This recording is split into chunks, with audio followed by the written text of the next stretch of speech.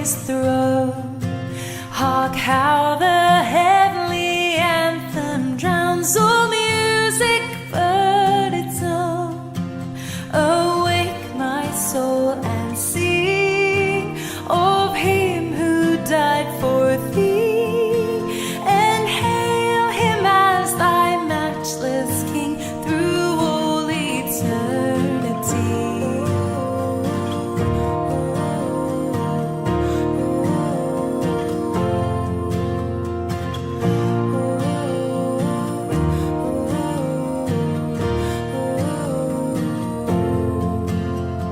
Crown him the Lord of life, who triumphed o'er the grave and rose victorious in the strife for those he came to save. His glories now we sing, who died and rose on high, who died eternal life to bring, and lives that death may die.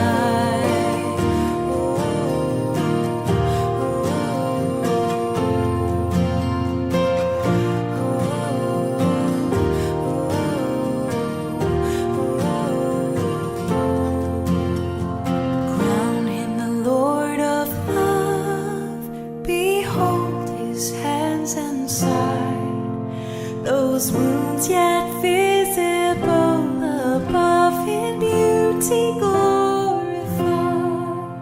All hail, Redeemer, hail, for thou hast died for me. Thy praise and glory shall not fail throughout eternity. Crown him with many crowns, the Lord be glorified. Crown him with many crowns, the Lord be glorified. Crown him with many crowns, the Lord be glorified. Crown him with many crowns, the Lord be glorified. Isang mapagpalang araw po sa inyong lahat, mga magulang ko't mga kapatid. Pasalamatan muli natin ang ating Panginoon sa napakagandang umagang ito na ipinagkaloob sa atin. Sa lahat po ng mga sumusubaybay sa amin sa araw-araw, nais ko pong ipaabot sa inyo ang aking pasasalamat. No? Pasasalamat dahil alam ko po na sa araw-araw ng ating pakikinig ng salita ng Diyos, lumalago ang ating buhay espiritual. At doon po sa mga ngayon lamang namin makakasama sa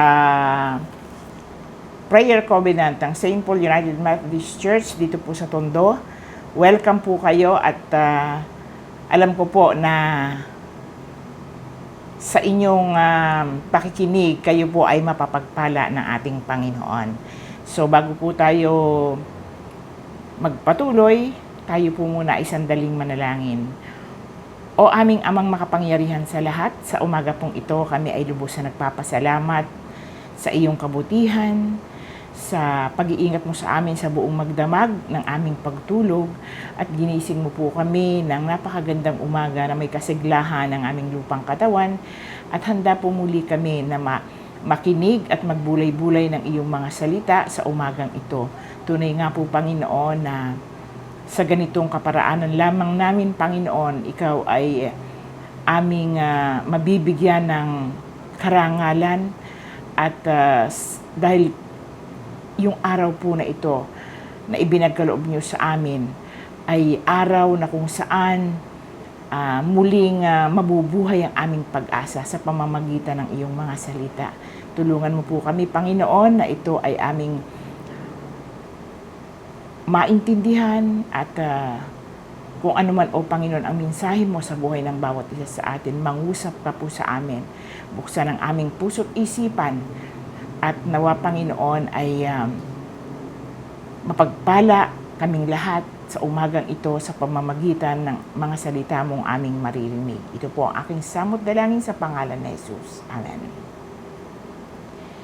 Ang ating pong pagbabatayan sa umagang ito ng ating aralin ay matatagpuan sa Aklat ng Mga Awit, Kabanatang 25, talatang 1 hanggang 10.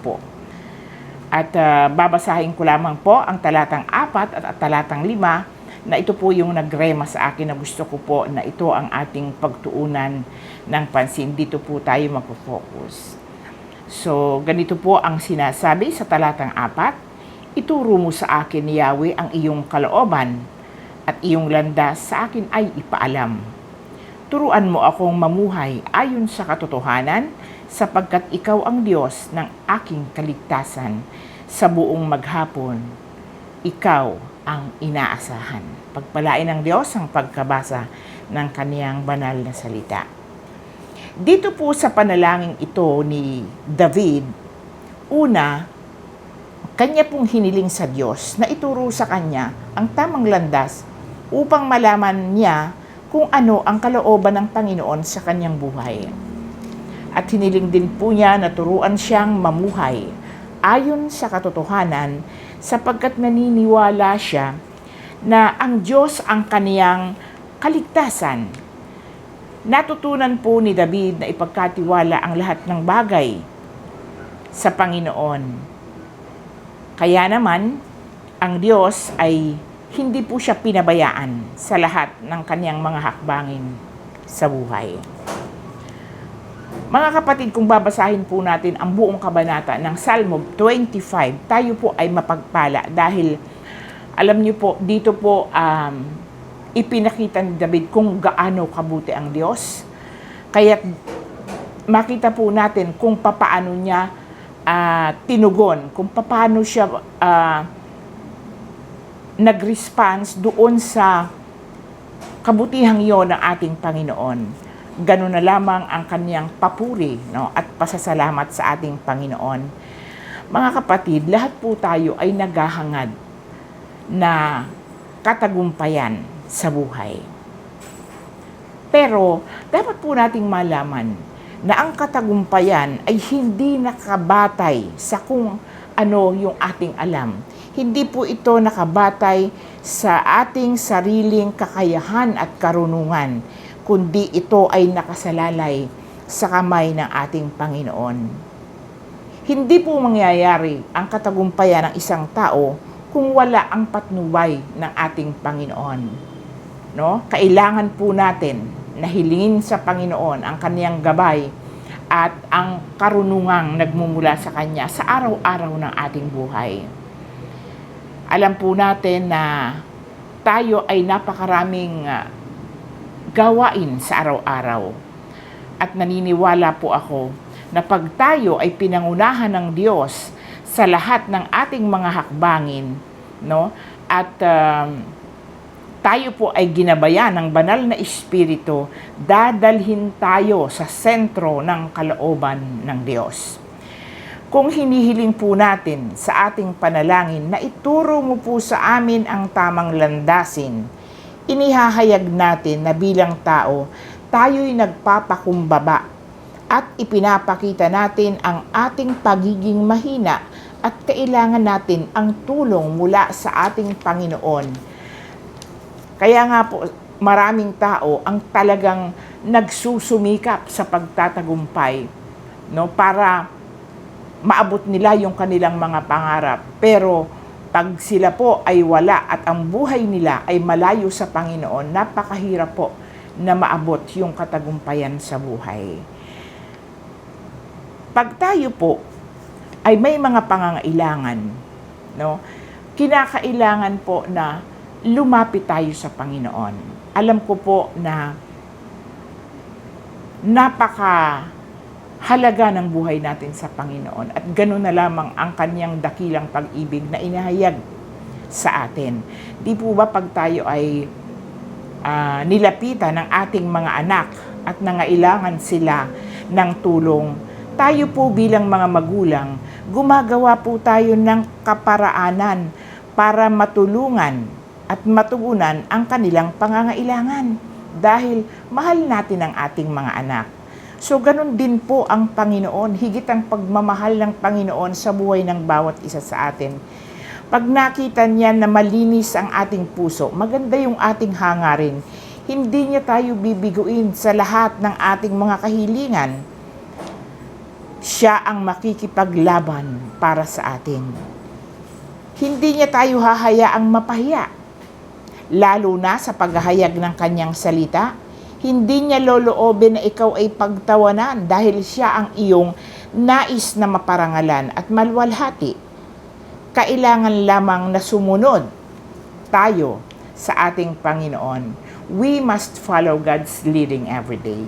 Ang nais ng Panginoon, lagi tayong nakaayon or naka-align tayo sa kanyang kagustuhan para tayo ay pagpalain ng ating Panginoon. Kasi kung hindi po tayo nakatapat sa kanya, ayan yung bintana, no? Pag ang Panginoon ay nagbuhos ng pagpapala at ng biyaya, hindi kayo nakatapat doon sa bintanang yun, hindi nyo po masasalo ang mga blessings na ipagkakaloob ng ating Panginoon. Kaya ang nais po ng Panginoon sa ating pamumuhay, dapat lagi tayong nakaayon, no, sa kanyang kagustuhan. Hindi tayo sumasalungat, no, sa salita ng Diyos. So sa atin pong ikinikilos, iniisip at sinasabi, dapat lagi nga tayong nakaayon sa katotohanan. Minsan akala natin tama ang ating ginagawa. Hindi natin namamalayang lumalayo na pala tayo sa kalooban ng Diyos. Kaya't napakahalaga na sa araw-araw ng ating pagising, hinihiling na natin sa Panginoon na tayo ay kanyang gabayan at pagkalooban tayo ng karunungan. Ituro niya sa atin ang tamang landasin na ating tatahakin. Humingi tayo ng grasya at awa upang tayo ay makalayo sa masasamang impluwensya sa ating kapaligiran na magtutulak sa atin para tayo ay magkasala. So mga kapatid, manatili tayong matatag at malaya sa masasamang impluwensya ng mundo.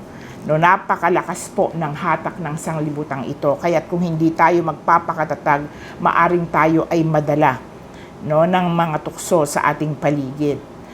Sikapin nating mamuhay ayon sa katotohanan at makakaasa po tayo ng kaligtasan at pagtatagumpay sapagkat ang Diyos ang kasama natin at hinding-hindi niya tayo pababayaan.